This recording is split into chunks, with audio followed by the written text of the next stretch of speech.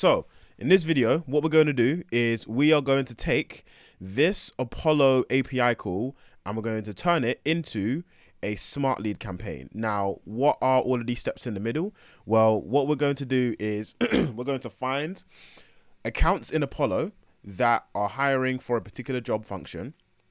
And then we are going to create the leads from the accounts.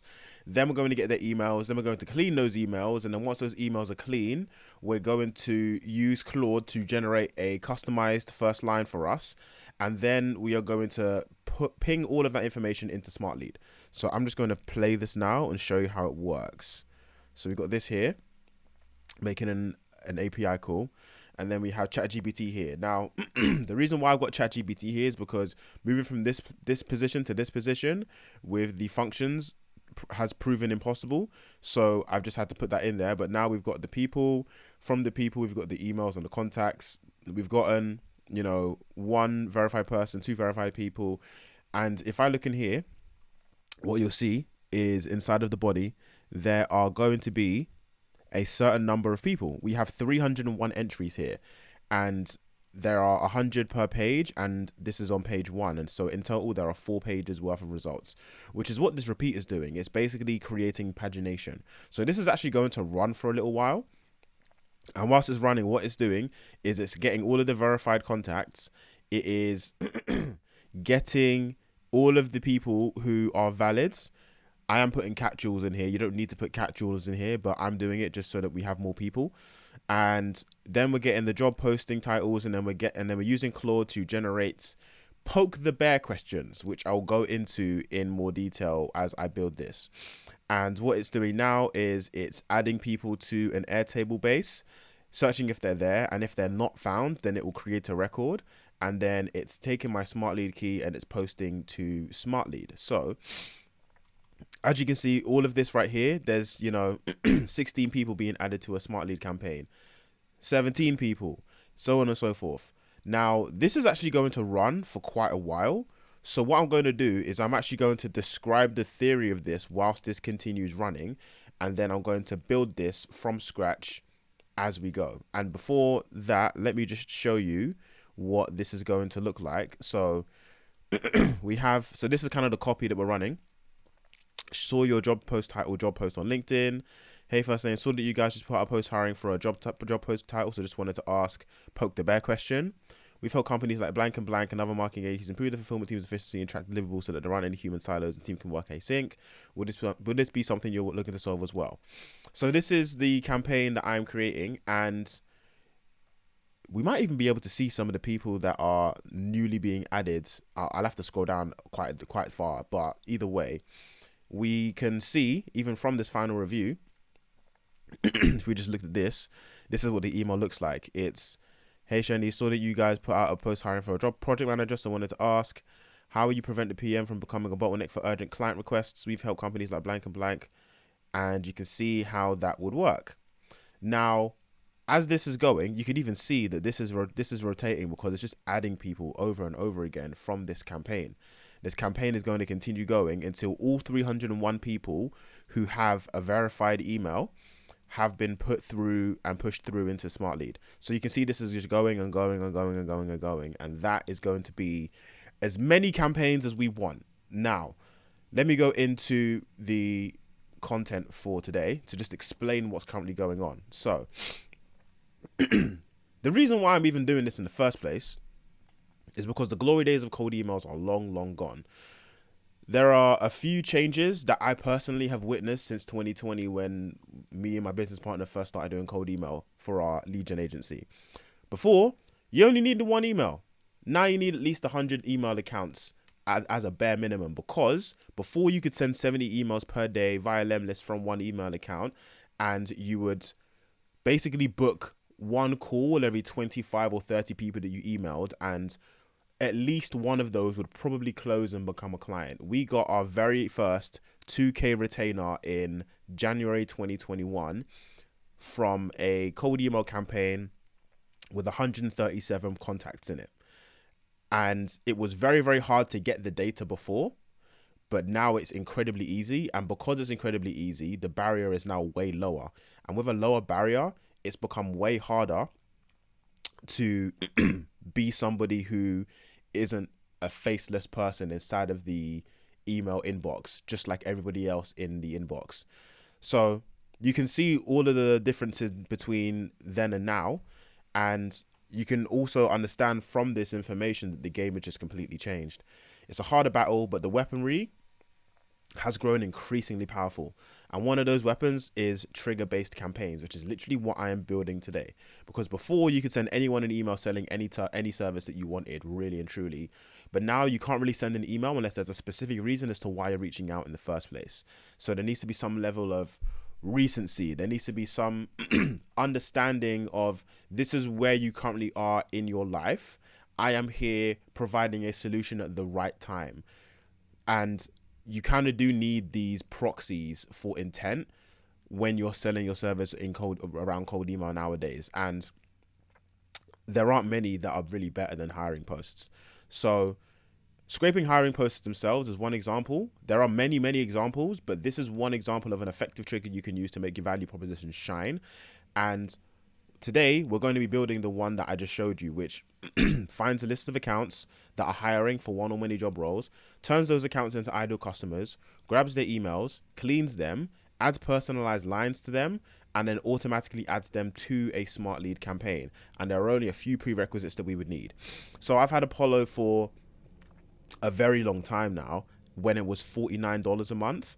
And back a long time ago, there was a thing that the Apollo staff, I guess, were doing, where to kind of like keep people on the platform, stop people from churning.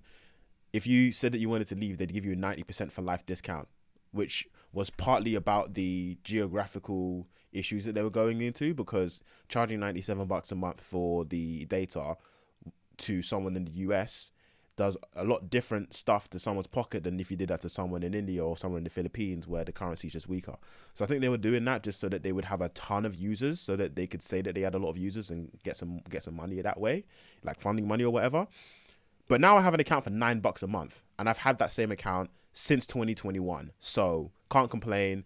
That is currently why this is costing me less than $100 a month to run now. But if you were to do this for yourself, I would believe it's either 79 or $97 a month for an Apollo account. So you'd need that, you'd need Claude, you'd need ChatGPT, you'd need a Smartlead account, and then you would need Airtable. So let's quickly get into this, and then I'm going to build this step by step.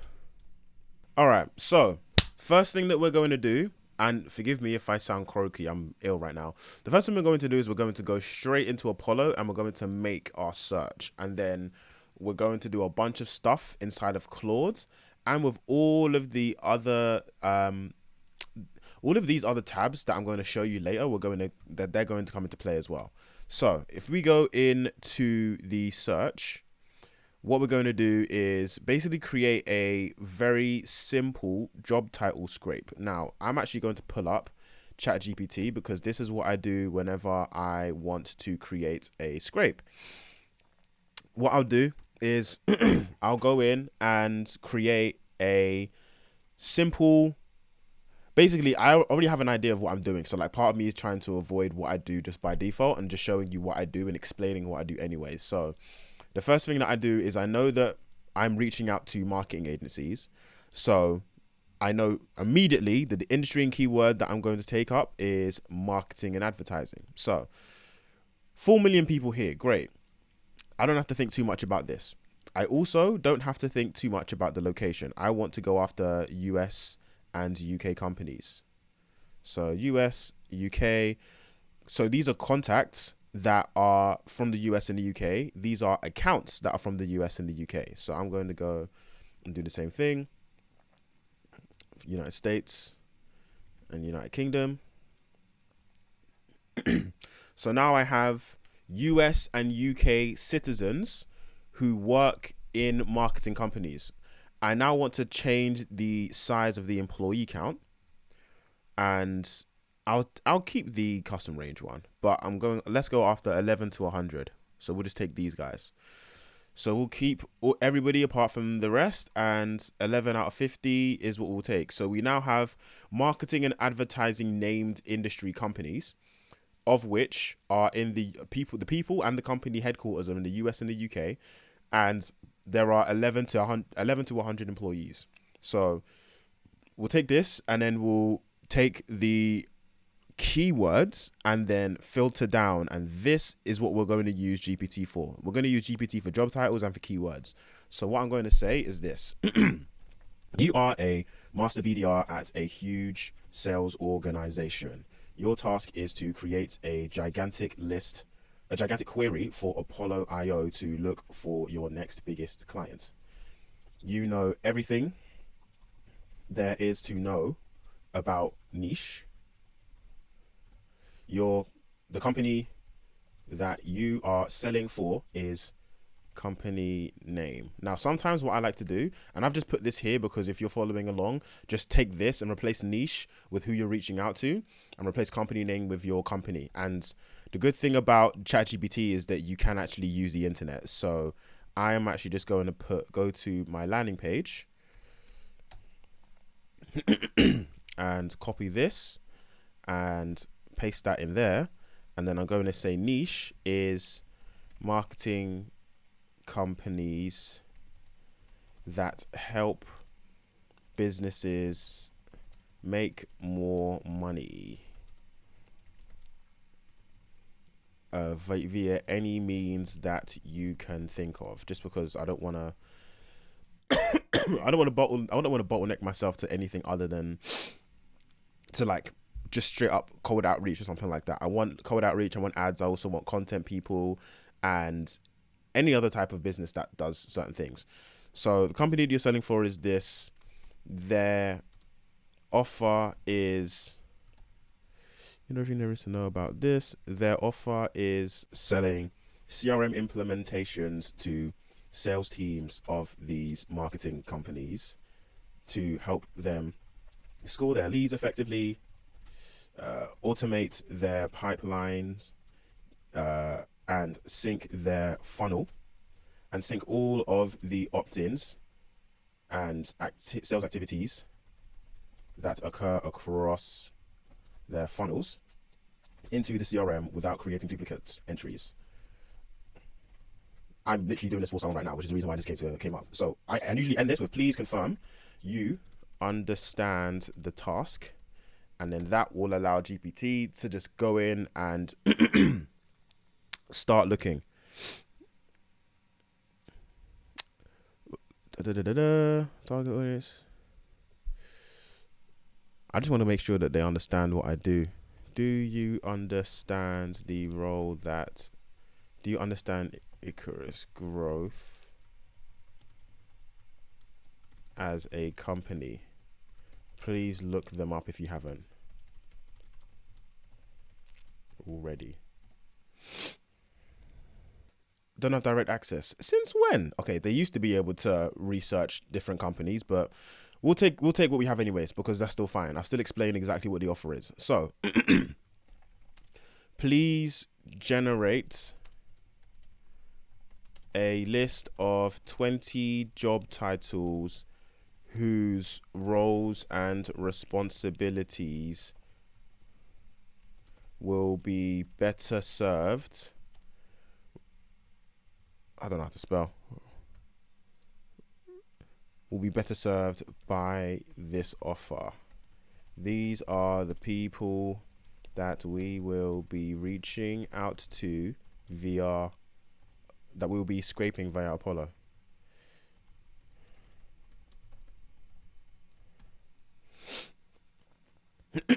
$20 job titles. Okay, CMO, CRO, nice. VP of sales, VP of marketing, sales director, marketing director, head of sales operations manager, biz dev director, lead gen manager, sales enablement manager, CRM manager, marketing automation manager, digital marketing manager. These are all good.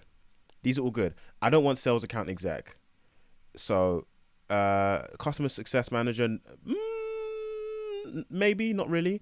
Growth marketing manager, RevOps manager, sales SDR manager. All right, so besides number 16, give me this list in a comma separated format, because what I'm going to do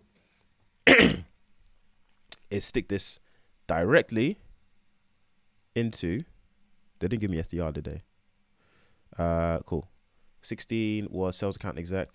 You always have to pay attention whenever you're doing prompts, because every small thing that happens in a prompt, there may be like a 5% error, and if you leave it unchecked, it just compounds and compounds, and then you end up with somewhere completely different to where you should be.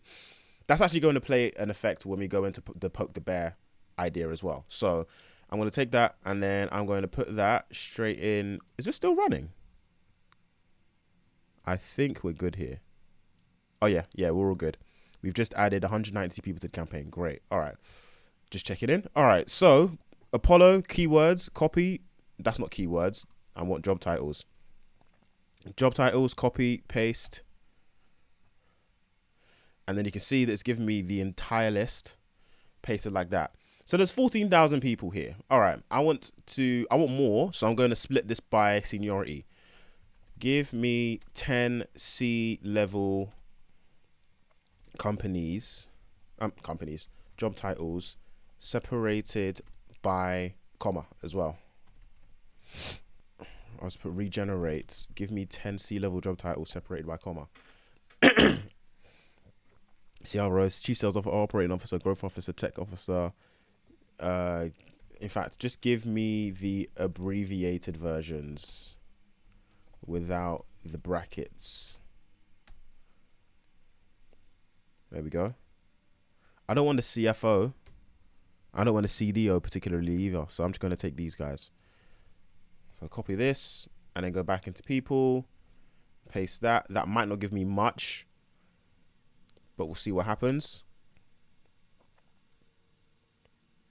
So it's 14. It's gone to 27K. All right, perfect. We need this to be really, really large, because the moment we start looking for people who may or may not be looking for particular types of reps, we may need to actually reduce the size of this, just because if we have less than 50,000, what will end up happening is we probably won't have a ton of people that we can actually reach out to from this when we start introducing, they're also hiring for X, Y, and Z. So CEO, CMO, CRO, that's fine. Now let's go back in and then let's do director level. Give me 10 director level job titles separated by comma for this, who would be affected by the service or who would be part of the decision making committee for this offer. Director of Sales Ops, Biz Development, Director of RevOps, Customer Success, CRM, Marketing Automation, Digital Marketing, Digital Director of Growth Marketing. Sweet. All right. Back into Apollo we go. Paste. And I'm not going to make this too in depth. Yeah. And in fact, because I don't want to start adding keywords, because what the keywords will do is if I just type in lead generation, for example, it's only going to give me the people that are in the lead generation category. So that's going to cut it down to, 2K. So I actually want the 27,000 that we have, because I'm going to take this and the entire URL is going into Claude. And what we're going to do in Claude is way more involved than what we're going to do in ChatGPT, which is the reason why I'm using the two different ones, because 3.5 Sonnet is just better than 4.0. And I'll show you why. So with Claude, what we're able to do is we're able to add a lot more content, and it's very capable of taking that content and using it effectively. And what it outputs is actually better just because of what the output actually says. You just end up having to go less through things in order to make Claude work for you versus ChatGPT. So what I'm going to do is I'm going to tell Claude, can you take Apollo URLs and separate them out into their constituent parts, e.g. employee ranges, job titles, etc. Should say yes. Copy. Let's go back in here and just reroute it. There we go. Just get rid of that. So it should give me everything. Okay. This is a bit different. So base URL, find overview, industry page, locations, US and UK, organization. Yep. Job titles, yep. These are all the people that we put in. No, that's fine. So we actually are good. We now are going to continue with the rest of this. Cool. So now we need a system prompt for what we're going to do next. And this is where the rest of these are going to come into play. So what I've got here is the Apollo API reference. I have also got this document here, which is from Jed Mal. And Jed Mal is somebody that was recommended by someone else called Eric Nowoslawski, who I follow quite religiously when it comes to anything cold outreach. So if you're looking for anything regarding cold outreach, running better cold outbound campaigns, Eric Nowoslawski is your guy. He basically introduced me to Jed Mal, and he had this 27 prospecting signals document, which is actually phenomenal. So all of the the triggers that we were talking about in the Gamma document, a lot of different examples are in this particular document here. So I have this too. I also have this blog post. Now this blog post is called Ditch the Pitch, Poke the Bear. So where I was talking about poke the bear questions earlier, this is what I mean. So the whole idea behind this is that few things full flattering cold emails and leading questions that encourage a desired answer. Leading questions put prospects on the defensive because they can smell your commission breath. Instead, ask a neutral question that gets prospects to think differently about their current solution. In other words, poke the bear. So the example that likes to be given all the time is if you were to message somebody via cold email selling running shoes, for example, and your prospecting signal was they just signed up for the London Marathon or something like that. You could say, hey, first name, how is training for the marathon? Which is good. A poke the bear version of that question is, hey, first name, how are you training for the marathon in a way that doesn't give you shin splints? So you're just putting a different perspective on the questions that you're asking inside of your cold email. So this entire document, well, I say document, this entire blog post becomes a document. This is a document, and this also is a document. And the way that I make them a document is very simple. I just click Control P, save as PDF. Save that as PDF, and now you'll get every single endpoint for the Apollo API reference that you can directly instill into Claude and ask Claude to spit out the code that you want. This is something that's really helpful because ChatGPT, Claude, etc., they know how to write code based on common practice API references, but not all API references are written the same, and because of that they'll end up giving you things that they believe should work, and 80 to 85% of the time should work. But if you want a specific thing done, you can very much just copy and paste or PDF download the entire thing and put it into Claude before you ask it questions, and that's exactly what we're going to do. And I'm going to do that for all three of these.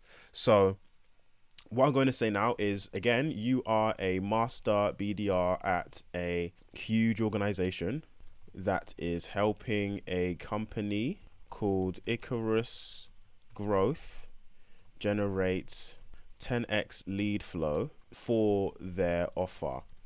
And then I'm going to take the understanding. In fact, I'm not going to do that yet. Let me just get the documents in. I've already saved them because I did this a little while ago.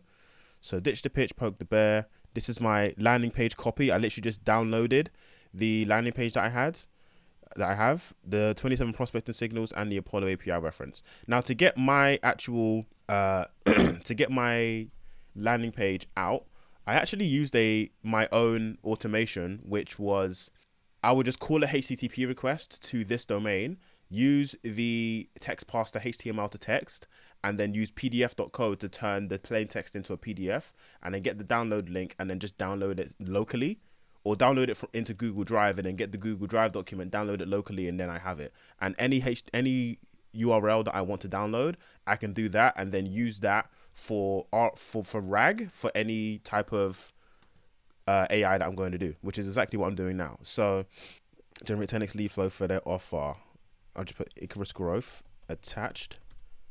Generate 10x lead flow for their offer. Their offer is, and I'll go back into ChatGPT because we just mentioned this. Selling CRM, because why write when you can copy and paste?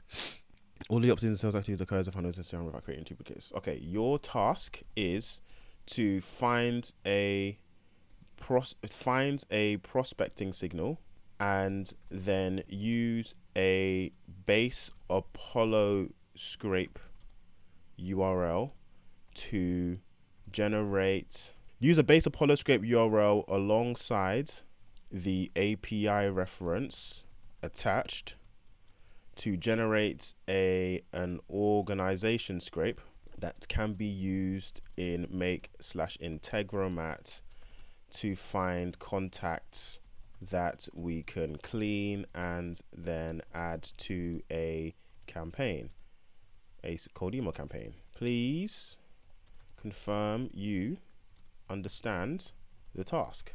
So that's going to read, and it's going to understand all of the documentation that we have fed it. So again, you've got to read this because a 5% error here is going to compound and turn into just a completely rubbish output. My objectives are identify relevant prospective signal, use the Apollo API to create an organization script URL, ensure the script can be used, prepare the content for digital coding of a campaign. I'll use the provided Apollo API reference. The goal is to create a query that will yield high quality leads for Icarus Pro CRM implementation. Great. So now what I'm going to do is say this is the Apollo URL. In fact, before I do that, okay, I'm going to ask you a couple questions before asking you for the request. What was the question I was going to ask first? So the first one was understanding the prospecting signals. I already know it's job titles, but let's even ask it for that. Considering the offer, which job title which prospecting signal are the best to go for? Recent funding, job postings, tech usage, company growth, new product launch, marketing technology adoption, industry events, recent acquisitions. Most effective is job postings, especially for sales and marketing roles, and that's exactly what we're going to do. We'll take the job postings one as an example. Second question, which list all of the roles that we can screen for using Apollo's job title or job search. We'll just that we can screen for. We'll just leave it at that. Sales manager, sales director, VP of sales, CRO, sales ops manager, sales ops analyst, marketing manager, marketing director, VP of marketing. Great. 35. IT managers in there too. COOs in there too. We can probably go for some of the top ones here. So we'll actually ask it now. Okay, third question. Please break apart this Apollo URL into its constituent parts. And we're going to take the Apollo URL and copy it because my assumption is it's just forgotten it because that was right at the start of this, right up here.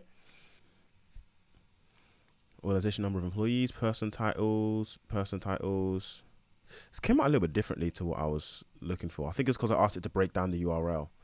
I would say regenerate what is, don't break down the URL, just give me the titles, employee ranges, etc. And then what we're going to do is we're going to take this and I'm going to jump ahead of it and say, given all of this information from the past 3 questions, create a list of API calls that will search these, perform this search for, we'll just call, which one are we picking? Let's go for the top one. The one that was sales manager. For sales managers, for companies hiring for sales managers, including create a list of API calls that perform the search for companies hiring for sales managers. Then one, create an API call. Then another call for the person scrape. So what this should now do is it should take all of this information here, all of the titles, the employees, the locations, the person locations, etc., and it will give me it's actually giving it to me in curl, which is fine, the entire scrape. Now I am going to go in and have a look to make sure that this is correct, and then what we're going to do is going to jump straight into make and start fiddling around with stuff. So cache control, no cache, API key, your API key here. Q organization job title sales manager, correct. Page 1 per page 100, and this is the URL. Perfect. Okay, so this is the company search. So now copy. Let's now start automating stuff. So we have all of the information that we need, and we can go back into Claude if there's other stuff that we won't need. But from here on out, it's very much, we've taken the URL that Apollo has given us, and we've now effectively turned that into code that should work the moment we call it inside of make. So first thing I'm going to do is I'm going to go into Apollo, and I'm going to go make an API call. And from here, I'm just going to copy and paste the entire curl and show you how curl and JSON are basically the exact same. You just need to do different things. So I'm just going to stick all of this in the body, and then from here we'll take it apart. So the request type is a post. So I'm going to take that, make it a post. The headers that we need, a content type application JSON, that's fine, we already have that. Then we need cache control, no cache. All right, so cut cache control, no cache. Cut that, add it here. Cache control, no cache. We don't need the colon or the space that came with it. API key, I don't need it because this is my own Apollo account with my own API key attached. And then -D with this here is the data. And then underneath that is the Apollo search. So I'm going to take that and delete all of these, stick the URL up here. And what this is doing is it's doing a search for companies. Now API key we don't need, so we're just going to remove that. Organization number of employee ranges 11 to 20, 21 to 50, 51 to 100. Organization locations US, UK. Organization job titles Q sales manager, page 1 per page 100. I'm just going to stick this into JSON lint just to confirm that this is correct, which I think it is. And this is going to go back in here. And the reason why I like using JSON lint is because it gives it nice space. So it just makes it easier to look at. So if I use that and I run this module only, it should give me something, but it's giving me a 404 not found.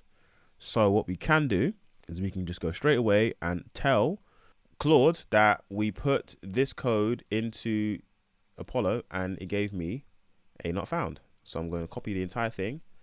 And I'm going to say, we put the code into Apollo, but we got back 404 not found. Can you help us troubleshoot? So I've already done this. And for me to do this and make the video very, very quick, just to show you how to get to the end, I don't have to do all of this. But the reason why I'm doing all of this is because not everybody can code and not everybody has already done this. So I'm going through this so that you can understand. If you don't know much at all, you can just see me troubleshoot this entire thing and it will start to work for you. So what it's told me is stems from an outdated or incorrect API endpoint. Let's troubleshoot V1 organize. Oh, I know what I did. Okay. So you don't need the entire URL. You only need this part here, a path relative to apollo.io /. So if I remove this, if I remove everything from API backwards, V1 mixed company search, it should work. So I'll use that and then run the module. And now we have a 200. So that was me just knowing. The only reason why that was missed is because we just weren't looking. You need to enter a path relative to it. So you can't just stick the entire URL in there. And this is whenever you've put your API key into the make module version of the app that you're using instead of a HTTP module, which is like the basic one that make gives you, then you don't need the entire URL. You only need the one that's the path. So right, we have in the body a few things that come out. We have breadcrumbs, which are basically all the searches, and we have company locations, currently hiring for sales manager. So the signal field name for that is Q organization job title. So now we know that these are all people that are currently hiring for a sales manager. Company locations, US, UK, 51 to 100, 21, 50, 11, 20. Great. So that's what the breadcrumbs are. Pagination. So there were 1,407 entries. Now, not all of those entries are going to be people that have just put the post out, but we're going to send those emails anyways, because the reason being, we have a schedule setting here. So if everybody goes in, it's fine, because the next time this runs, someone new gets picked up, that's going to go straight into the campaign and they're immediately going to get hit up by us. So we may be late to the mark here for a few of them, but because we have this built, we can leave it on forever. And then any new person will enter this campaign. So we're going to get a lot of people, and the campaign may not work as well as it could have worked if everybody was frequent or everybody was new. But because we're polling this endpoint basically daily, we should be able to find people all the time, and new people will come through that way. So that's basically the company scrape. So I'm just going to rename this to companies search. Cool. So we have the company search done.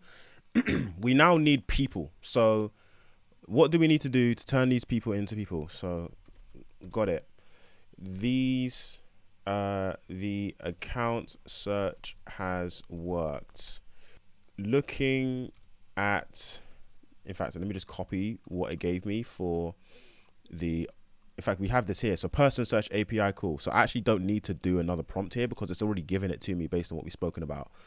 So I'm going to copy this and then do the exact same thing. But before I do that, I know I'm going to need to do something else, but let me just do this first. So let me just go into Apollo, make an API call, and paste the entire curl down here. So we know that the URL was this. So I'm just going to cut, paste this. Remember that we need to enter a path relative to API.apollo.io. And that is this one. So V1 makes people search. It's probably a post request again. Yep. So we're going to change this to post. Content type, application, JSON, cache control, no cache. So I'm going to take the header here, cache control, cut that, no cache, cut that from here, and paste that here. API key is already embedded into this Apollo module. And then I'll take all of the data and then remove this API key part. And then we have person titles, which is the entire script that we had. Person locations, organization number, employee ranges, organization locations, page 1, per page 100. Now, there should be organization IDs somewhere, which is the thing that I need to query. So let's just go back in here and see what else is asking of me. Replace your API key here with your actual API key. Designed to work together. Second, search for people in the specified roles within companies that match the criteria from the first search. So there should be somewhere for us to look at the people, because this looks like it would just grab me all of the people who are director of sales, marketing, etc., etc. All right, you know what? I'm going to run it, and then because I already know that it's probably going to give me something I don't think is correct, I'll be able to fix it by showing you what that's going to look like. So let me just take this code, paste it back into JSON lint. It's giving me everything that I need. So that's that. It's valid. So we'll go back and we'll paste it here. And then we'll click OK. Should be able to, yep, click OK. And then run the module. I think this is just going to give me a gigantic list of people. Yeah, I have 521,000 people here because organization IDs is missing. And the reason why I know that is because if you look inside of the Apollo IO API, if you look at the people API, you can query organization IDs, which should pop up somewhere here. Organization _ IDs, which is an array of organization IDs obtained from the company search. This is what's missing from the payload. So what I need to do is I basically need to create a module here, sets the variable of organization IDs. So I'm going to set variable IDs. And then what I want are all of these IDs in a row. So what I'm going to do is a map function. So for this, and the way that you can think about mapping and most other types of functions with regard to arrays is, for this array, give me this where this equals this. So for this array, give me the raw value, which is ID, where, in fact, I might not even need to do anything else. I think it's just give me the IDs. And then what that should happen is if I unlink this and then run this, it should give me a massive string of IDs. So I have now the body with all of the organizations and the ID. There's going to be 60 there. IDs as an array. Great. So I've got 60 different organization IDs here. Now, what I need is, I need this to be an array. So what I need to do now is configure this current array into a comma separated list, which is just one massive array. Now, the easiest way to do that with basically zero issues whatsoever is just to just do ChatGPT. So what I'm going to do is open an OpenAI, create a completion, and then I'm going to take 4.0, and we will, first of all, we're going to go down here and change the temperature to like 0.1 because we really don't want any diverse creative responses at all. And then the system prompt is going to be one thing and the user prompt is going to be another. So the user prompt we'll leave alone, but the system prompt is you are a coder. You only output code. You do not output anything else. You are creating part of an automation that requires an array, that requires a comma separated array of organization IDs. You'll receive an array with a list of IDs that you must turn into an array in the following fashion. And then we'll go back into here and then we'll take this. So what this is going to do, because it's an array will start with an open bracket, and then for each item is just quote mark, is just a speech mark. So it's open bracket, speech mark, thing, speech mark, comma, speech mark, thing, speech mark, comma, all the way down. So I'm just going to say it, where are we again? So we're back here again. So we'll go here in the following fashion. We'll just paste it here. ID, comma, space. So I'll just paste this the entire way. And then I'm going to take the IDs, 1, and just stick it in there. And then max tokens, I think it's 4,096 is the maximum token amount for 4.0. So take all of those. I don't want a JSON object, just give me the text. That's fine. And then I'm going to take this here. And in fact, I'm going to go back into JSON lint and do this. So person titles was 1. Person locations is another. I now, organization number of employees, organization locations, comma. And this is where it kind of helps to be able to write at least a tiny bit of code, which you just pick up over time using Make a lot.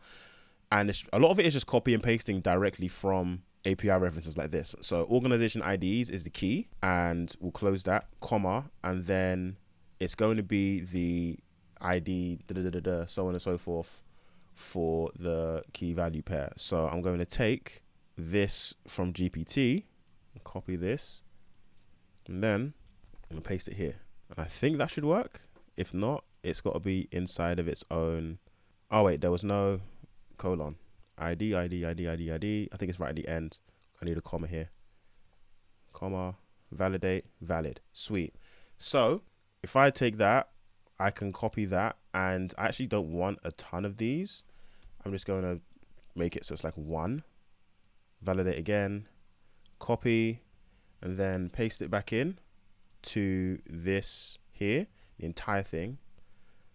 And then we'll have everything there, and we'll also have organization IDs. And this is going to be the output from GPT. Now, GPT is also going to give us, hold on, let me just make sure, because will it give us the, okay, so it's just going to give us that, which is perfect. We don't actually need to add these speech marks here. So we'll just put result. And now what should happen is I'll run this. I'll get the companies. I'll get all of the IDs in a row. I'll use GPT to turn it into a string, and then I'll use Apollo, and then this will give me all of the people from the companies search. So companies, tools, ChatGPT, people, great. Now the output, so the result here, it was just one array. Interesting. So what came out of here? IDs. I think it's because I clicked on number 1 when I should have just clicked like this. Run it one more time. Yeah, it's working now because it's taking a lot more time. It's giving me all of them. Because when you click into that drop down and you click the first one, I think it just gives you the first one. But if you click into if you basically click into the whole thing, it should give you the entire thing. Now, what did it give me here? Why did it come out with JSON at the end? All right, let's remove. You only output code, nothing else. No other words, no other outputs. In the following fashion. Only output the JSON, not even the JSON, only output the string. Let's try again. You need to get this part to work basically 100% of the time, because if it doesn't, then the entire thing breaks and you just miss a day of finding new high intent leads. So this, if this doesn't work, then okay, something else has happened here. Now, yeah, it's still giving me the JSON here. So there's something that I'm actually telling it, which is just not working. So that you must turn into a string. I'll stop calling it an array. I'll start calling it into a string. Comma separated string of organization IDs. Use even array, and you must turn it into a string in the following fashion. All right, let's try again. Companies, tools, OpenAI, and then people. Please work. If it doesn't work, I'm just gonna pause and fix it. OpenAI, people. Yeah, still not working. All right. After even a few fiddles around with the content inside of here, I've managed to get it to work basically 100% of the time. So only output the list as we're using the output to create JSON. Example this.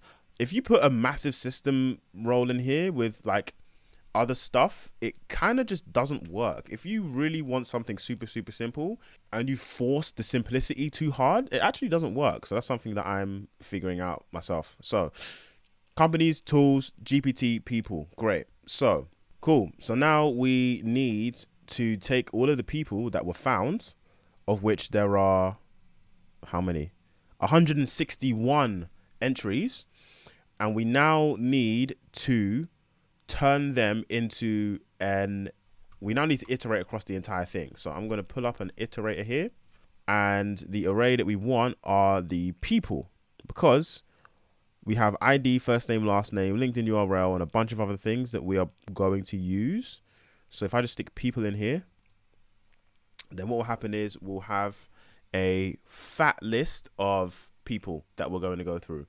And if we then have the people, we now need to enrich the people. So, because what ends up happening is with all of these guys, and my assumption is this will be shown if I open up any individual person, the email has not been claimed.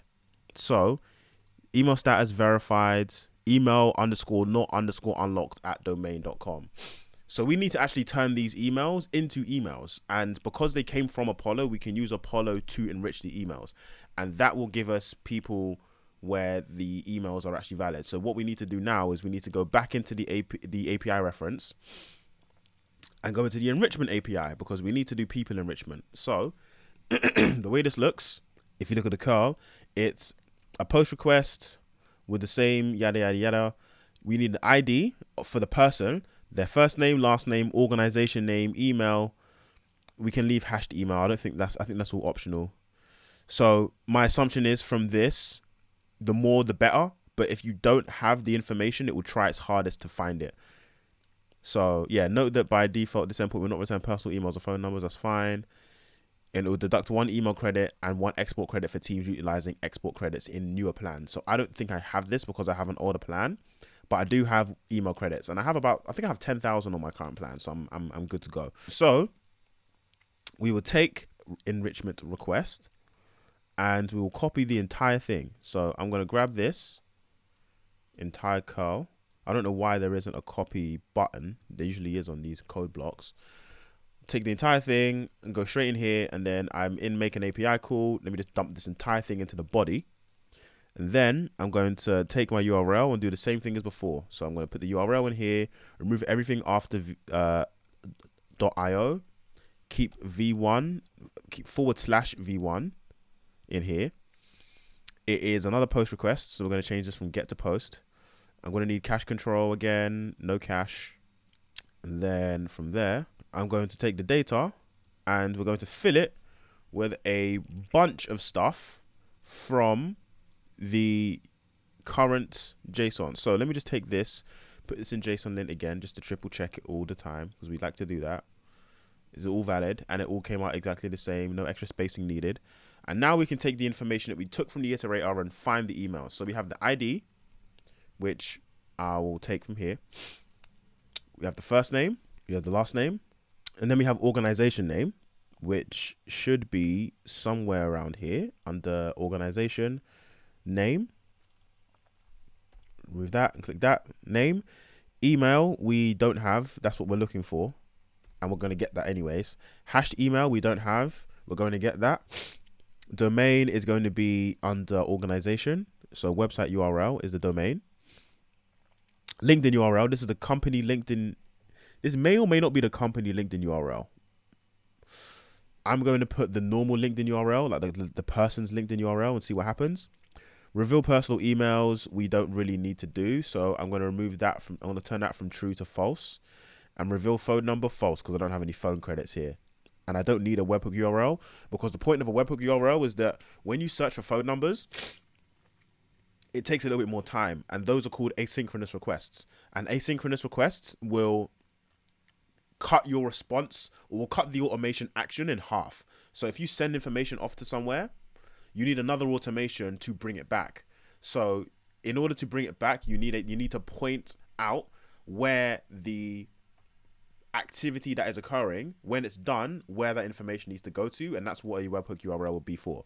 So with all of this, we should be able to find all of the people inside of this iterator. And when I start finding people, I'm just going to force it to stop so that I don't start eating up all of my credits, but that should make everything work. So companies, then we're going to go into GPT, and then from there we're going to find the people, and then from the people we're going to iterate over those people, and then we're going to turn them into emails, and those emails will then need to go into NeverBounce, which is going to be the next step. So that's worked. All right, we've got a ton of people. Great. So let me just force to stop. And it looks like if I go into a couple of these, body, person, it's found Juliana Quintero, and we have her email. Great. And then we have, in this situation, we have Amanda Burkett, we have her LinkedIn, and we have her email. Perfect. So we are now finding a bunch of people from this automation. So we've taken everybody from all of the companies, and we found all of the people, and we found and from those people, we now need to basically enrich. So I'm just going to turn this into enrichment. So now we know where we're at. So let me just save this so that I don't have to start all over again if this crashes, and then we'll continue on to the next part. Sweet. So enrichment's done. So now we need a NeverBounce. So I have a NeverBounce account that I've been using for a while. I've got tens of thousands of credits in there. So all I need is, and this is very, very simple. You just need an email. But if you haven't created a NeverBounce account, I think there's like DBounce and some others in here too. So DBounce is in here, email verifiers and email validation, million verifiers in there. Whichever one you use, my assumption is there will be an endpoint for it. And my assumption is also that the outputs of those same softwares are basically going to be exactly the same. So take the principle behind what I'm using if you don't use NeverBounce, and then continue moving forward with that. So with NeverBounce, all I need is an email. So I'm going to go here, type in email in the search status, and then put the email in here. So body person email is the only one that comes out. That is the one that we are looking for. Now, maximum time. So timeout, we can just leave alone. But there's another thing that I wanted to also look at too, because sometimes the email status here is not verified. If I was to look, and we may or may not have been able to find it, but sometimes the Apollo information doesn't actually give us back an email. And if it doesn't give us back an email, we can't use the next step. So we actually did get an email here, and we also, I believe, did get an email basically it only happens very infrequently. So for the most part, you won't need to worry about this. But I think it even happened here, because I can't find email here. So email status is empty. Extrapolate email confidence empty. Email empty. So we need a filter for when the email status is verified or not. So what we're going to go and do here is type email back in here. Email underscore status equal to verified. Because if it's not verified, it will shut down the entire automation. We don't want that. So we can then take all of the people that came from this enrichment part and then put them in NeverBounce. And I'm actually going to test this right now doing something that is actually a bit of a game changer. So let me just take this Parse JSON and let me take an example of a bundle. So we'll take operation 1 and we'll go into output bundles. This entire output bundle is just raw code, right? And it's only really useful when you put it in ChatGPT and ask it what's going on here, right? Well, wrong, because if you put it in Parse JSON and then you just take the JSON string and then you run it, it will give you the exact thing that just came out. And because of that, you can actually isolate different parts of the automation whilst you're, running around creating things, and use those functions in those particular positions instead of the functions that you're having to play the entire automation in order to get. So what I can do is right now, just to test the NeverBounce, is I can unlink the entire automation, grab the clock and stick it on here, and then click play. And before I click play, I would need to click on this JSON step once because it will just error out for me. We'll keep this here and then click run once and it will say nothing's happened. In fact, what it's telling me is that it's referencing a module that doesn't exist. So we can actually just leave this alone and then click run once, run anyways. All right, 1 second, do that. And then now it's telling me, all right, so now it's coming up with body person email, but in JSON Parse JSON version. So click that. And then I can now test if NeverBounce is working, and I can see from here the result is valid. So now if I just wanted to build everything, knowing that I'm going to get the exact same information I'm going to get the right information moving forwards, then I can continue to build this right now without eating up any extra credits on anything. Now I'm going to need the result here because I'm going to need information from the previous step from this part, but you can continue moving on as and when. So I just wanted to show that because that is something that will prove very, very helpful when you want to, especially when you want to test automations, parts of automations that require a lot of testing or require a lot of back and forth. So I'm going to unlink this and then relink this and delete this module, delete. Take the clock, put it back here, delete this module here, and then I'm going to go back in here and say email status needs to be verified, and then verified email. And then if you're worrying about the these mappings being any different, if you get the make dev tool and then you click F12 to open it up under here, and then go into tools, and then you go into remap source, you can say that you want to remap all of the items from module 8, which was the JSON, to module 6, which was the enrichment. And then you can just click once and go, and then it will just basically swap every single instance of that across every single module. It will just swap that for you. So I'll just leave that there for you then. And then verified email, NeverBounce, great. We already know that the result is valid. So we're just going to take a router and we're just going to leave one item here because I need 2 filters. And I basically just want to make sure that both filters are there. Because over time, if you need to do anything such as push things to better contact to do waterfall enrichment, push things to AirTable to do waterfall enrichment, etc., then the option needs to be there and you need a router in order to do it. And this is where the router would go. So the router needs to be equal to valid in order to pass in this sense for this router. So what I'll do, in fact, I'll do it on the other end. So result equal to valid. Cool. So exists result equals valid. So I'm just going to put valid in question mark there. And then what I'm also going to do is another rule, because we now are at a point where we have emails that can be used in campaigns because they've been cleaned. We've already determined who we're currently looking for, currently hiring for, and we've gotten all of the information. Alongside a lot of the information that would be useful, especially if you were to do further API requests, a bunch of other things, right? is SEO descriptions and short descriptions, because if you use an SEO description and a short description alongside a job title, for example, when you feed them into GPT, you can ask GPT, considering this job title's roles and responsibilities and the description of this company, give me blank.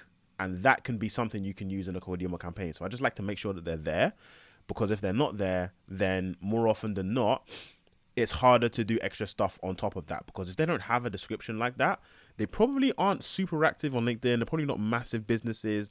There's a bunch of things that you can't do with it. So I'm going to search for description and it's going to be SEO description exists and job title exists. I think it's called title. Body person title exists, or, and then an and, body person title exists and short description exists. Short description exists. Great. So descriptions and job titles, question mark. Great. So now anybody with a description or a job title and is a valid email will be pushed through. So now what we need to do is we basically need to just stick all of these people in a place where we can understand that they aren't going to be put into a campaign again. So what I did for that was create an Airtable base. So let me grab that Airtable base up right now. All right. So this is actually where every single person that is scraped from a scrape, like from a job title thing that we're doing like now, this is where they are all going to go. So you can see here, person ID, full name, first name, last name, company name, job title, email, phone, LinkedIn URL, website, company LinkedIn URL, job post title, and poke the bear question. So this is all of the stuff that we're grabbing for this. And it looks like I didn't turn on smart lists or something, because this should be able to create multiple people, because all of these are account manager and the same project manager. So I'll have to change that. But besides that, anything that enters here will not enter the campaign again.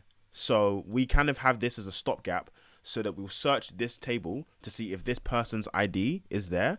And if this person's ID is there, then what we'll do is we will send that information. We won't send that information into the campaign that we're sending out from. So that's the first step. But before that, we actually need to create this poke the bear question here. So I need Claude. And before I get Claude, I'm going to set another variable.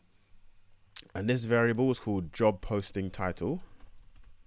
And it is sales manager, because from here, if I just run the module again, you'll see that from the breadcrumbs, we have currently hiring for, and then sales manager. So I want sales manager here, and I'm going to put it in as lowercase, because this variable is going to be used in Claude to make the sentence make sense. And it's also going to be used directly in the campaign in the middle of a sentence. So it needs to be in lowercase like this.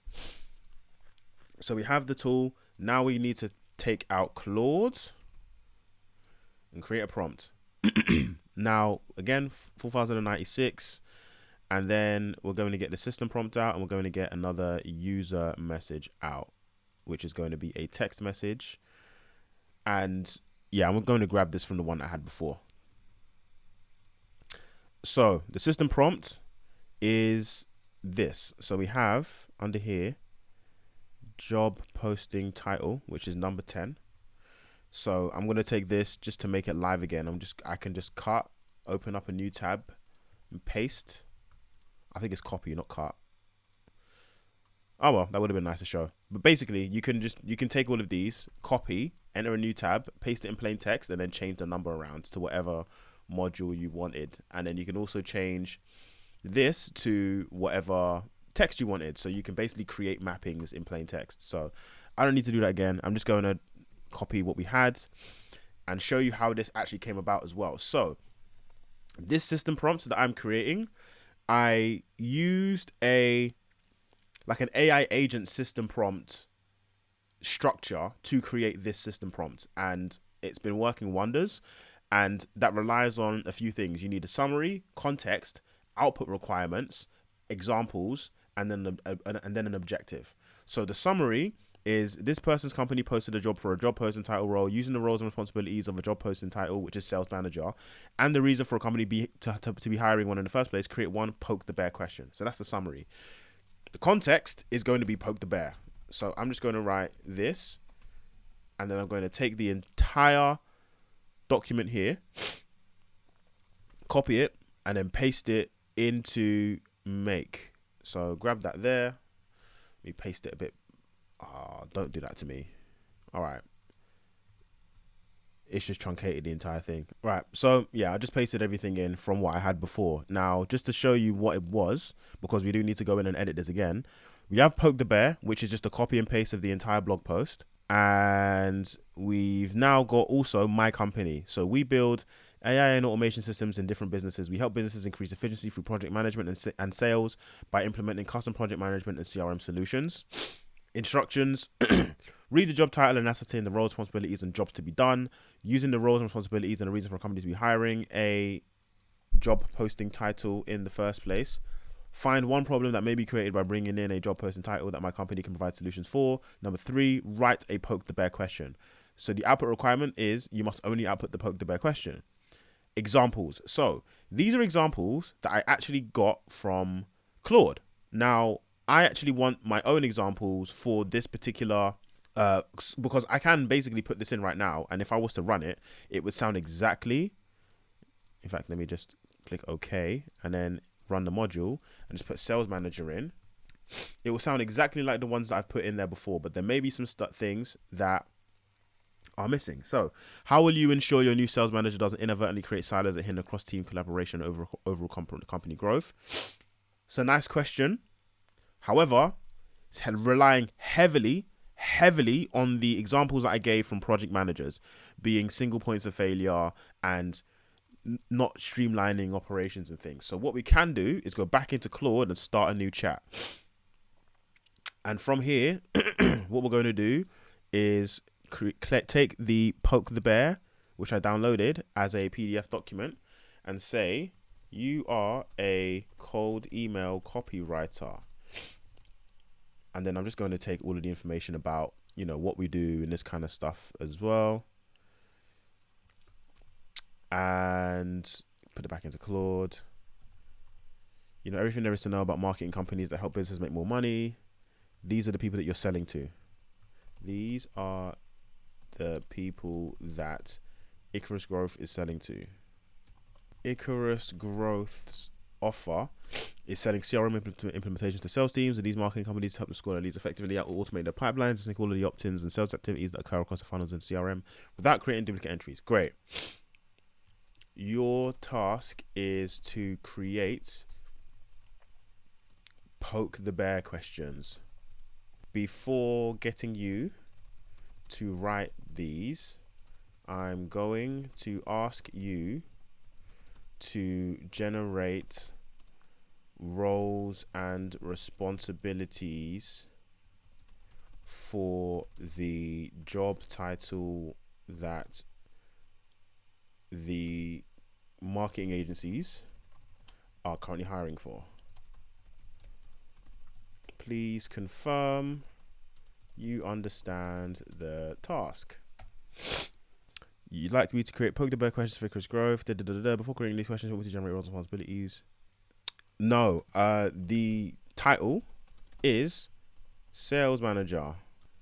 Provide roles, responsibilities, and JTBD for sales managers. Team leadership, sales strategy, client relationship management, sales process optimization, collaboration, forecasting, reporting, jobs to be done, increase revenue, improve team report, internal department collaboration, data-driven decision-making, drive strategic growth. Make these specific to sales managers at marketing companies that help other businesses increase revenue. Right, revenue strategy development, multi-channel sales leadership, client success oversight, sales marketing alignment, performance-based sales management, market trend. Great. Now, considering these bullet points, create 20 poke the bear questions. Now what should happen is we should get them based on the topic, and we can then ask it to be more, to increase brevity. We can then ask it to be a bit more harsh. We can ask it to do a bunch of other things. So how confident are you that your team can quantify the exact revenue impact of your services for each client?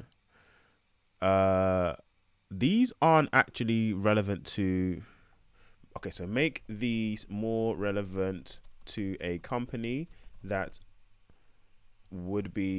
is currently hiring for a sales manager.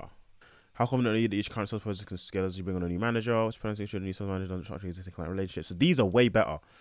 Measure the new sales manager's impact on your agency's revenue in the first 90 days. How do you plan to align your new sales manager's approach to your agency's existing culture? I'm going to ask them to rewrite more with my offer in mind. It may give me some rubbish. With my offer more in mind. And then I'll probably have to say, like, assume that we are not working together. Okay, no, that's actually kind of met me in the middle, which is what I wanted. How confident are you that your sales team isn't wasting time on low quality leads?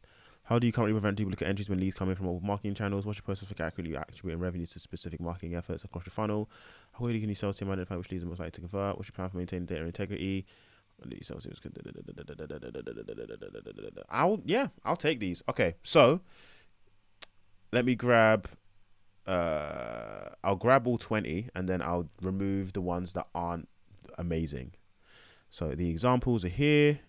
I'm going to now take them, X, and then back. I need to stop pressing Control Y when Control X when I do that, because I keep cutting off half of it. Okay, so we can now look at the entire prompt and run this. The reason why I wanted to go through the examples in a lot of detail is because specifically for what I plan on doing for this campaign, I want the copy to speak on, I'm basically going to be talking about how I can do like account scoring and lead scoring inside of CRMs, so that, and it can be automated so that whenever there is a new contact that gets added, enrichment will occur, and that enrichment will update a bunch of custom fields which will lead score it and put it in different smart lists and things like that.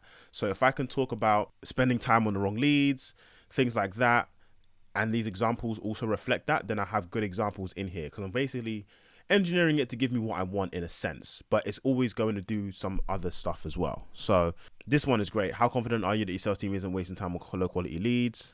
This, that, and the other. I've made data integrity when your sales marketing teams work in separate systems. How do you ensure your sales forecasts are based on real-time data? Perfect. What's your current approach to automating follow-ups for leads at different stages? These are all amazing. These are all amazing for what I want. And again, GPT, it probably takes a little bit longer for me to get there with GPT, which is the reason why Claude, just for straight prompting to get what you need, is perfect.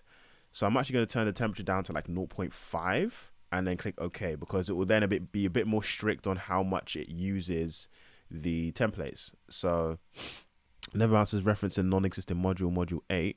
Let's just go body person email again. Take this. Okay, so it was module 6. That's the reason why. And this is 6. These are all module 6. So now if I click save, it should work perfectly fine. Great. And if I run this module and then put sales manager in, it should give me a pretty decent one. How do you ensure your sales team performance is masking underlying inefficiencies in your sales process? Perfect. All right. Great. So now we need Airtable steps, and these Airtable steps are going to be, first of all, to search records based on the person ID that was taken from the enrichment part, and then we're going to add records, and there's going to be a filter between the two steps, because if the record is there inside of Airtable, we don't add it to the campaign. If it isn't there, we add it, and it also goes into the campaign. So I'm going to go in and change this to this connection. I'm going to use the base that I'm already using, which is this job posting trigger base inside of my lead gen and sales stuff, because this should be all that we would need. Now, what I may do as well is change this to multi-select, just so that I can fiddle around with what would be smart options, because I believe that would work. So I'm just going to leave that there, change it back to multi-select, and then it should be able to give me people that haven't come through already, and we should be all right on that. Okay, so I'm going to leave that there and then go back in and go to Icarus Growth Lead Gen and Sales as the base. Find the table, which is the job posting trigger base. And then I am going to take formula, which is person ID. So I'll go in here. And what I want is for this field called person ID to equal that ID. So it's going to be open bracket person underscore ID equals, and then in here we have that, and then limit is going to be 1. So now what I'm going to do is I'm going to go back and take an example of a person ID from a previous run. Oh, there's no more runs. Okay. So normally if there is history, oh wait, no, we have history here. Yeah, we're good. So if I take this history, let me go back. Diagram. Okay, now it's appearing. So we'll take this information here and I can get a person ID from this. Body, person, ID, sweet. Control C, diagram, and you'll see why I did that in a second. I want to search for somebody that has this ID and it should return no one instead of this is wrong. It is telling me that the formula is wrong for unknown field name is person ID. So let me remove the underscore and see if that will work. Run the module. Great. Total number of bundles 0. Perfect. So now we know that the formula works because it's not returning anybody, and that is somebody that we just looked for. So search records. After that, we want to create a record. And this record that we are going to create is going to be in the exact same place, Icarus Growth Lead Gen and Sales. It is also going to be in the same table that we spoke about, job posting trigger base. And then we just add everything in there. So we'll go for, yeah, sweet. Person ID is going to be the person ID that we just took from the enrichment part. So that's that one there. Name is this. First name is somewhere around here. That one. Last name is this one. Company name is, where's the company name gone? It should be organization name. Organization name. Organization job title. So not organization job title. It should just be title. Email, which is one that we definitely need. And I'm going to take that from, I don't need to take it from NeverBounce because it's already verified. So email is this one. So we'll take that. Phone is, we can actually just leave that one alone because we are using the iterator in order to get the phone number. But some of these these are like work HQ phone numbers. They're not direct dials. So what I would do at some point is have Airtable connect this to Find Email and then use Find Email to try and find phone numbers. I'm currently using that in the AI Inbox Manager, where if somebody is marked as qualified, we get their email, we get their phone number, we validate the phone number, and if the phone number is a direct dial, it goes into close, and then we set a task in order for a bunch of cadences to occur. We don't need that now. So we're just going to take the LinkedIn URL instead of the phone. And this is for the person. So we'll take that there, and then we'll take, and the company LinkedIn URL is going to be right here underneath organization. And then there's going to be website or URL, organization, website URL. Okay, let me just go back to it because for some reason it's not in a very easy place to find. There it is, that's logo URL. LinkedIn, Twitter, that's the photo. Did this person not have a company website? It was for some reason hidden in the iterator. So we'll take website URL, stick that here. And then job post title, we want to map that to the job posting title that we have here. And then we also want to get the poke the bear question, which is the text response from Anthropic. Now we have inside of here, smart links. And if smart links are enabled, you can use names in linked record fields instead of record IDs, which is fine. Don't need that. And B, use or add new options in single and multiple select fields. So I'm going to click yes. And what should happen is the next person that comes through, it should say sales manager. I don't think, okay, this one's column ID. We don't need this. And yep, that should be everything. Now, what will happen is if I take an example of a previous entry and I run it through Claude and then run it through Airtable, it should give me the right person added to the table, and 2, a first line, created a poke the bear question, and 3 should come up as just the name sales manager instead. So what I'm going to do is click save. I'm going to go back, look at a previous run, hopefully one that includes person information, person details. That one didn't either. All right. And then needed this one. I need one that has, a little bit more weight to it. 485 bytes, 126 kilobytes. This is a company search. All right. 450, 468. When was the last time I did one? Okay, so this one I actually stopped someone. So we should have people information in here, which is going to be everything that we would need to determine if there is a right person here. So I'll just take output. Let me take an output where the person actually came back as like a valid person with an email and stuff. So not this one, because this one was empty.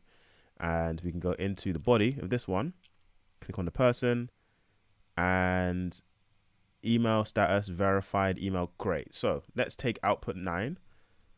Let's take the output for operation 9, Control C the entire thing, go back into the diagram, and then interrupt this here by adding a Parse JSON module, and then we'll paste the code that we just got directly into here, and we'll unlink, and we will also push all of this over. I'm going to unlink this, and then I'm also going to unlink this, connect these two together, and take this over here, place it here. So now we're going to be using this information. Now 14 needs to replace basically everything else. So anywhere that people, I think it's either number 2 or number 6. I believe it's number 6 because we are looking for verify. So it would be number 6. So whenever number 6 appears, we need to replace it with number 14. So I'm just going to run this, and it's going to tell me that either I can't. Yeah. So number 7 result from NeverBounce is being verified, is being asked of here. So we can just remove these here because we don't need them. And everything else is being asked of different variables. So let's replace 14 with 6. Let's go to F12, go into make, open the tools, remap, and it should be, so the source, the new module to be used as a source is 14. So I'll just type 14 in here because the number here is 14. And the source module, it says variable 6. So we will try variable 6 and then run it. And then we'll do it again. 14 in the bottom and then 5 in the top. And then run it. Now, what should happen is, with that done, it should now no longer say number 6. And it should say number 8 or 14, sorry. So 14 is shown right here. Perfect. And 14 is being showed for all of these as well. Perfect. All right, now let's run it.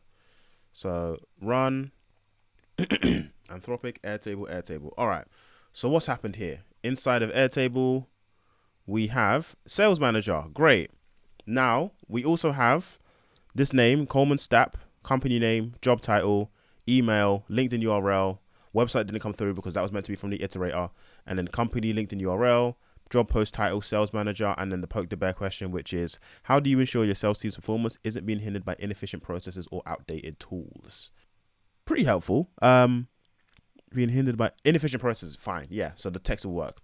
Great. So I'm actually going to delete this person ID because I want to add this guy to my campaign. And what we'll do from there is remove Parse JSON. We'll change anything that's 14, which in fact, if I delete this now, because I now know that this all worked, unlink, take this, put it over here, delete. It is modules are all referenced in different places. You know what? Wherever 14 is referenced, we'll replace it with 6, and we'll replace it with, hold on, what was referenced where? So that's fine. That's going to be fine. This is referencing 14, and this is referencing 10, 11. All right, let's just delete this anyways. Unlink, delete anyways.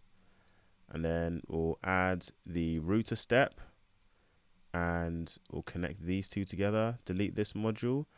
And then I want valid to appear because result needs to equal valid because I just deleted that one. So that one goes there, valid, great. Now, if I go back and F12 this entire thing, anything that was referencing number 14, which it may not actually show me because I've just deleted it, would have to be, okay, will 14 show? I don't think 14 will show. Yeah. So you're not meant to actually delete it before you switch it out. So we're going to have to do this all manually, so bear with me. All right, all done. So now we need to make it so that whenever there is a record that we find, we want to add only if new. So for this, we want to set up a filter, and this filter is going to be total number of bundles equal to 0. So not found, because if they are found, it means that they are in a campaign. So all of this, if we, okay, Apollo and NeverBounce are still referencing Parse JSON somewhere. So these are still referencing, okay, so this is referencing Parse JSON, which actually is annoying. So this should be from number 2. So I'll deal with those in a second. And I think NeverBounce is as well. Yeah. So I'll deal with those in a sec. What I need to do now, because I know that these are all working, is I now need to create my Smartlead campaign. So I'm now going to go in here and I'm going to go back, open up email campaigns, and I'm going to create a fresh campaign. I'm going to first skip this. In fact, what was the naming convention? So this is the one that I launched, I think like less than 24 hours ago. This one here, we just added a bunch of new people to it. So we'll see how that one performs. Obviously not going amazingly well, but like I said, the start of it, the first lump sum of people are going to be people that it's not going to be a time sensitive trigger for the first set of people, but for every single person afterwards that comes through, they should end up getting a lot more replies and so on and so forth. So it's actually this one here, this 1.47% one. So job title trigger campaign ops roles. I want job title trigger campaign sales roles. And then we're going to skip the import leads bit. And then we're just going to create our sequence. Now the sequence that I'm going to create is basically going to be the exact same as the one that I made for the first one, except I'm going to use a different value proposition. So this one is ops roles. So I'm going to click on the pencil and then I'm going to click on sequences so that I can get the entire copy out. Control C and then go back in here and then Control V. So now it's hey, hi, first name. Saw that you guys just put out a post hiring for job post title. So I wanted to ask, poke the bear question. We've helped companies like clients such as innovative and other marketing issues. So this sentence needs to be changed. So what I'm going to put instead is we've helped companies like Full Circle and Stacks improve their sales teams efficiency, interact deliverable, so that there aren't any human silos to work anything. So that isn't what we're doing. What we are doing is improve. Okay, we've helped companies like Full Circle and Stacks add what was it called? Turbo charge their CRMs by implementing automated account and lead scoring so that their sales team spends 90% of their time on high priority on the warmest leads. Would this be something you're looking to implement as well? Great. And don't waste any extra time so that they can collect a larger so that their cash collected is way larger in their cash collected once implemented far exceeded any previous month. And then I can add another step, which would be let me know if there's someone more suitable to talk to at company name. What are you doing? Come on.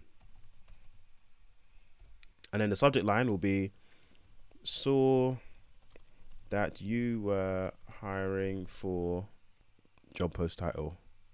In fact, this may not even be as good as first name equals growth or quick question or super quick question. I'm actually not convinced that that would beat that out. But this is still enough recency and enough of a reason for us to be reaching out that it makes sense for us to have this. So I'm actually just going to leave it like that. So save and next. You'll probably go backwards instead of forwards. Set up sender accounts. I'll choose all of my sender accounts. Select all, apply, save. And then campaign schedule, we'll just leave it at New York time. And then we'll say like 8 a.m. until like 9 p.m. And then we'll make this like 38 minutes or 28 minutes, something along those lines.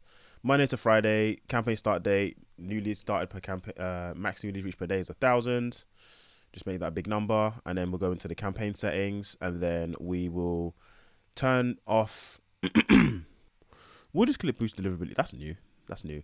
Basically what I'm doing now is just setting up the campaign, and the best ways to set up campaigns are based on, one, the copy that I've just written, which is very, very AI-ified and there's a lot of merge fields in it. Two email campaigns is fine if you're going to hit them up multiple times. I just did this in one go because it needed to be done. I'd probably have 3 or 4 follow-ups instead of just the 2. And here we just optimize, we just do our little optimizations that would need to be done in order for the campaign to be sending as best as it could be. One of which would be prioritizing new leads, because this is a trigger-based campaign, so you want to hit people up the moment that this comes out. 2, optimizing for email deliverability.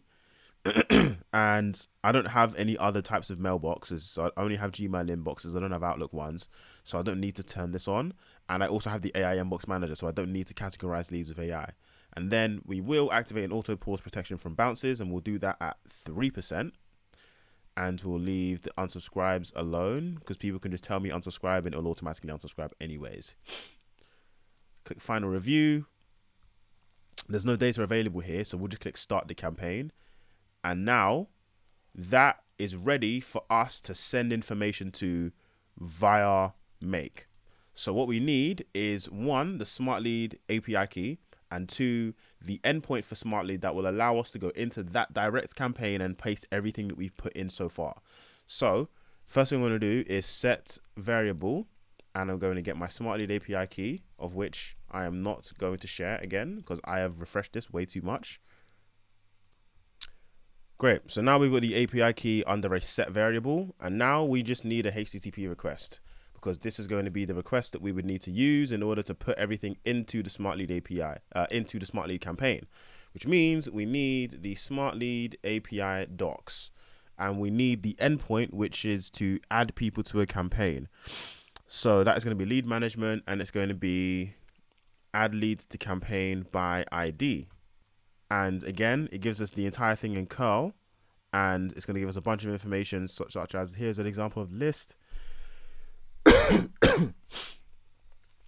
Here are the settings, so on and so forth, and I'll just walk through all of these. So if I take this and copy, and then I'll go straight back in here and then paste again, raw content type JSON, request content is just going to be the entire curl.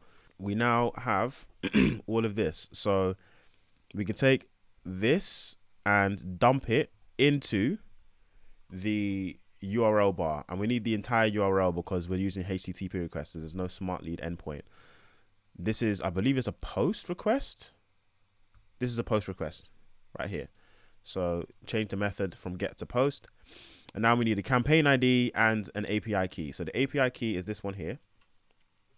And the campaign ID is fixed because it's this particular campaign that we're sending people to. So if we go back into Smartlead and then click on the campaign, in the URL bar, we'll get email campaign / the ID / analytics. So we can just copy this 6-digit string and paste that directly, hard paste it into campaign ID. It doesn't need to be dynamic because everything is going into this campaign. So post request, raw, JSON. Now we need to fix the data. So the lead list lead input, maximum 100 leads. Here's an example of the list lead input. Let's now make sure that this is valid JSON. So what I'm going to do is remove the stuff that I know needs to be removed and then add the stuff that I know needs to be added. And then we're going to go back into JSON lint to make sure that it's, you know, valid JSON. And then we'll add people to this campaign. And then this should run every single person into the campaign. And then once they've been run into that campaign, we can then successfully say, all right, this entire flow works. We now just need to do one more thing on top of that, and then we should be good to go. So we're almost at the end line here. So all of these, if true, leads will not bypass this, that, and the other. I'm just going to delete all of the extra stuff. Ignore duplicate leads, another campaign. True, yeah. Ignore the community bounce list. I don't care about the community bounce list. Ignore the unsubscribe list. I'm deleting commas here. Hold on, let me put the comma back. So ignore the unsubscribe list. I don't want to ignore the unsubscribe list. So we'll leave the comma there. Ignore the global block list. It will bypass the global block list. I do not want to ignore that. So we'll click false there. And these are our settings. So we now need to make sure that this is all good to go.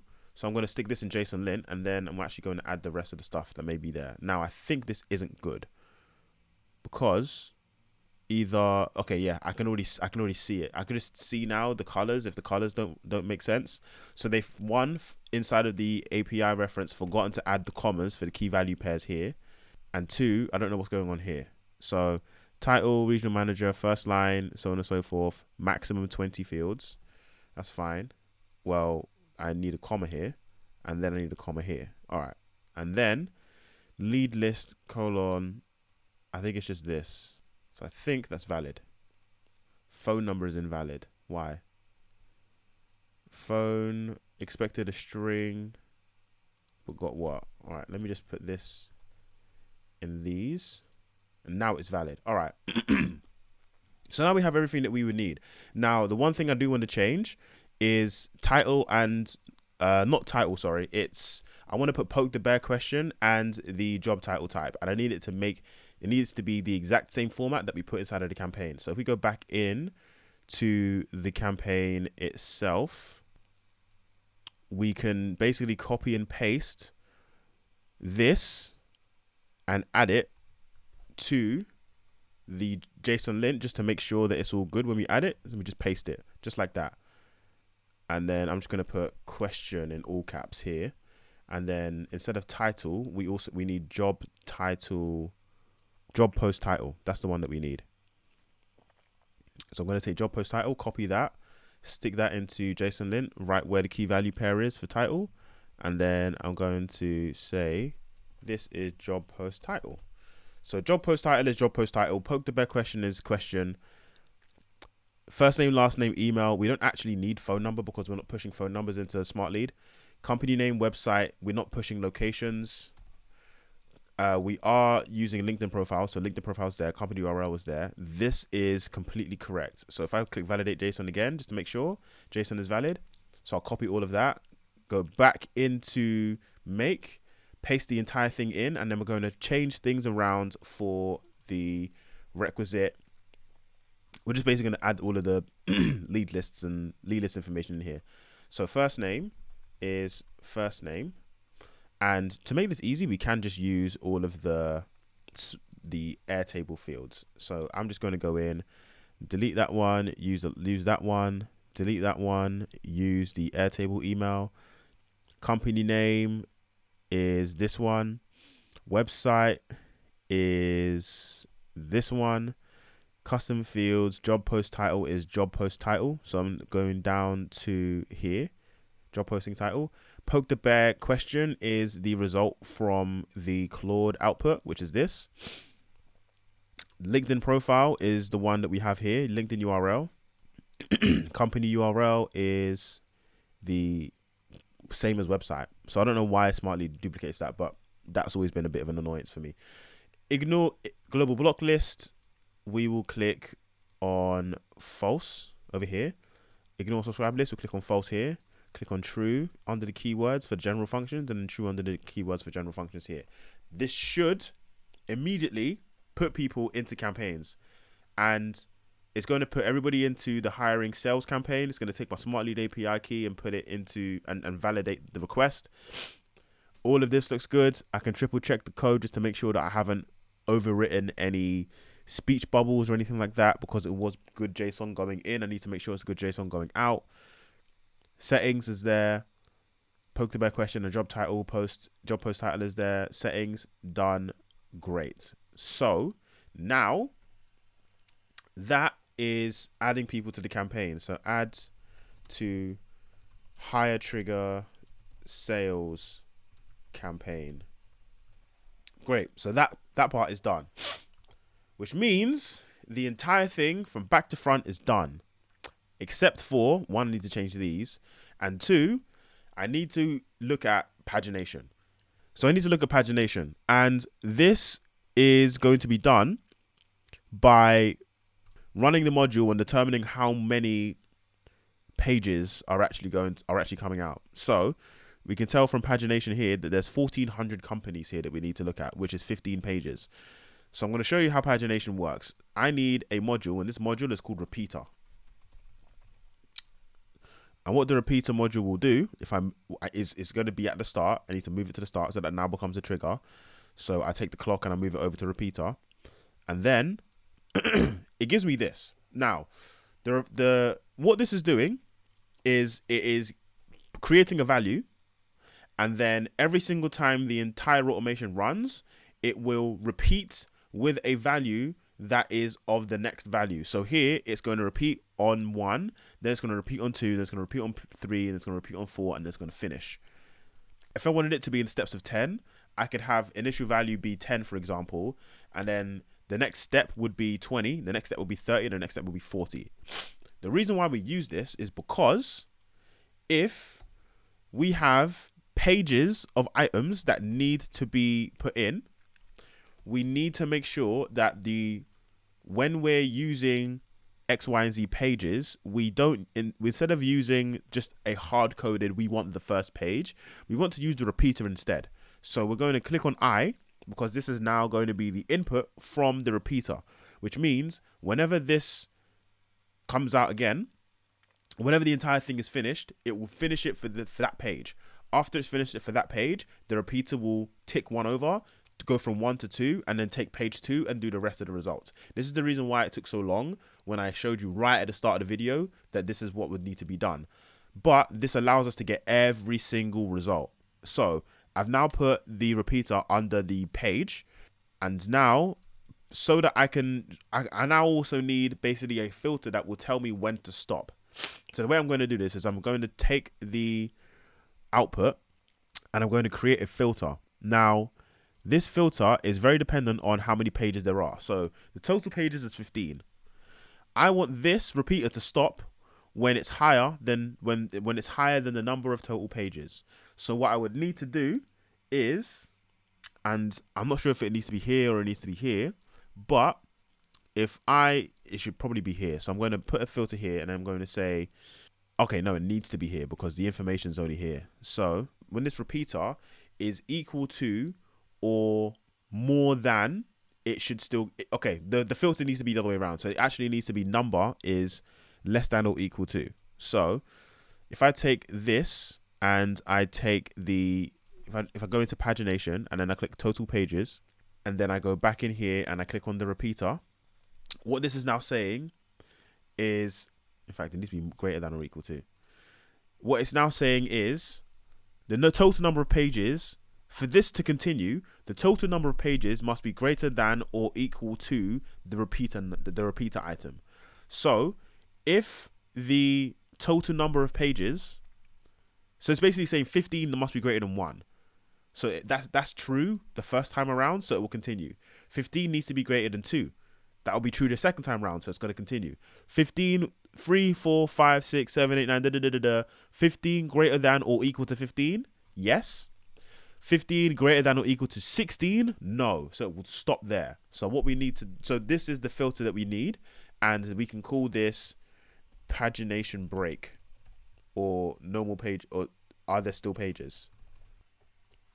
So we can just call it that. Now, that means that this repeater is now going to search through all 15 pages and give me all. It's basically going to run this automation across all 1,416 accounts from Apollo.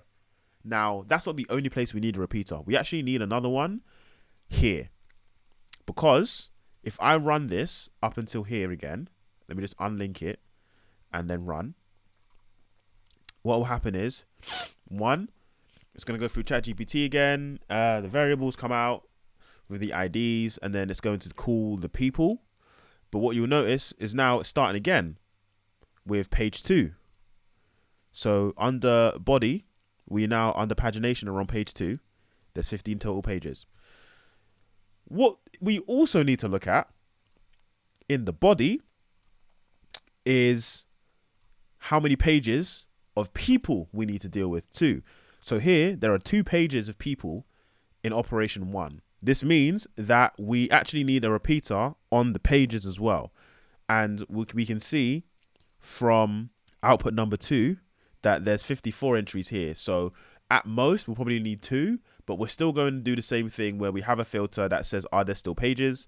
And we're going to add a repeater there just to make sure that the operation grabs every single person from all of the pages. So here there was 96 people from all these companies. So let me force to stop, and then let me just duplicate the repeater. I'll connect this again.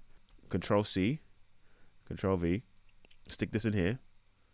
Take that, get the repeater out. The initial value is 1, repeat 15 times. That's absolutely fine. And then, because we need this repeater to only continue repeating when there is a verified, not even when there's a verified email, it's when this, in fact, did I put it in the wrong place? Yes, I did. All right, unlink, put this in here. It's getting late and my nose is getting clogged. And then we'll put that there. So now this repeater, basically what we need to do now is copy the same filter over. So we need to confirm that there's still pages. So the body pagination total pages for module number 2, body pagination total pages must be greater than or equal to the repeater number for it to continue. Are there still pages? Question mark. So what we can do now then is we can make these repeaters really big, because the likelihood is we aren't going to need more than, 10,000 people at once. And we only have 10,000 credits a month anyway, so we don't want to be doing that all the time. And then from there, every single person that comes through the company search will be pushed through the people, and every single person will get pushed through the, I think I've done it wrong again. Hold on. Yeah, they were the wrong way around, but you get the picture. So everything is repeating. I'm getting all of the people that I need. These repeater numbers are really high because the filter will stop extras from occurring, and it will also stop any errors from occurring by doing items here, which came from items that had nothing in them, and so on and so forth. So we now need to change all of these over from number 14, which was the dead one, over to number 2. So I can just go in, copy and paste. Or what I will do instead, so this was people. So people is, so that one was fine. But this one needs to be from the iterator. So I need the ID from here. I need the first name from here. The last name from here. Organization name needs to be from here. Organization name. Organization website URL. LinkedIn URL. And those 2. And now we need a NeverBounce email that needs to be correct too. And that has to come from number 6. So email, and we are done. So now if we run it, what should happen is a ton of people are going to come through, and all of these are going to start creating people inside of our campaign. And we can notice that, we can see when that will happen by checking the Airtable and by also checking Smartlead. So I'm actually going to, whilst that works, I'm going to click save, update the campaign, and then just back out of this. And then I'll refresh the page, and then, in fact, I'll go back to email campaigns and refresh the page, and then we'll start to see people appearing here. So we'll see how it's going so far. There are no errors so far. We have a bad request. Okay. So this is telling us that the unexpected token in the JSON at position 462, which means that this is broken somewhere. So let's just confirm that this is all valid, because if it is saying that it isn't, then okay. So settings, ignore global block list. It's expecting string, but it got something else. Okay. So I'm actually not going to use the merge fields and see if that works, because those are the make versions of them, but it looks like it's not necessary. So if I do that, it looks like it's valid. So now let's paste that all back, click OK, and then run the entire thing again. And yeah, that is the entire automation. So what we're doing right now is, if we were to go through it again, the repeater is pulling all of the companies from the search. All of the companies are going into GPT to get the organization IDs out. From there, we're getting all of the people from all of those companies. We're splitting those guys out and enriching each and individual one of them. Then we're going through NeverBounce to validate the emails. Once we validated the emails, all of the valid ones go through Claude to get first lines added to them. And then we search the records, add the new records. And if we do find that there isn't a record in there, it will also get added to the campaign. So that kind of covers absolutely everything. One thing I will say is that if you do run into like a bad request for some reason inside of the higher trigger sales campaign, or you run into any issues with Claude, what you can do is just add an error handler here. And if for whatever reason you basically go back and forth between Claude and the output saying, hey, I keep on getting this error, this was my input, this is the output, what should I do? And it's telling you that there's errors around what the Claude output is, then instead of having Claude create first lines for you, you can take, or poke the bear questions for you, you could just take all of these and then just tell Claude, can you spintax these 20 for me? And it would just be like question 1 bar, question 2 bar, question 3 bar, etc.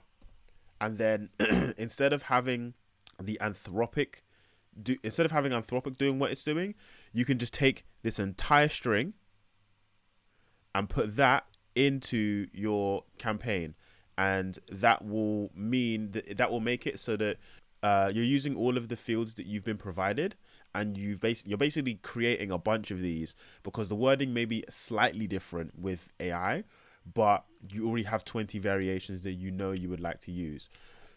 So given all of that, that covers the entire thing. If you want more of these types of automation tutorials, let me know, because even though they are very, very long videos, I do like making them even when I am ill. So as always, like, subscribe, comment, click the links that are around if you want to know more about our services, or if you want to pick up any of the items that we are talking about in here, whether it be NeverBounce or Smartlead or whatever it may be. So yeah.